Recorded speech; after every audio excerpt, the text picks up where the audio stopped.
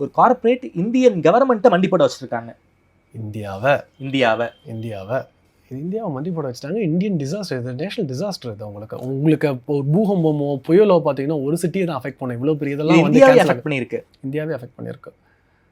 நீங்கள் வந்து இந்திய அரசாங்கங்கிறதும் உங்களுக்கு வந்து தேர்ந்தெடுக்க அரசாங்கம் இங்கே மாறும் அங்கே மாறும். உங்கள் டோட்டல் இந்தியாவே மண்டி போட வச்சுட்டாங்க. ஓகே சார், குறிப்பாக இந்த சிங்கப்பூர் ஏர்லைன்ஸ், அதே போல் வந்து அரபுடைய எமிரேட்ஸ், இங்கெல்லாம் வந்து இன்டர்நேஷ்னல் ஸ்டாண்டர்ட்ஸ் அவங்க ஃபாலோ பண்ணுறாங்க. ஆனால் இந்தியாவில் இண்டிகோ பண்ணுறது கிடையாது. இந்தியாவில் எங்கேயுமே யாருமே பண்ணுறது இல்லைங்க. எந்த ஏர்லைன்ஸ் முதல்ல டிஜிசிஏ இல்லைங்க அதை வந்து இது பண்ணணும். டிஜிசிஏ தான், ரெகுலேட்டர்ஸ் தான் வந்து சொல்லணும். ரெகுலேட்டர்ஸ்லேயே எத்தனை நாள் அதை இம்ப்ளிமெண்ட் பண்ணாமல் இருந்தாங்கன்னா இவங்களுக்கான ஒரு இதுக்காக கார்பரேட்டோட, ஏன்னா அவங்களோட லாபி அவங்களோட இது இருந்துட்டு இருக்கு.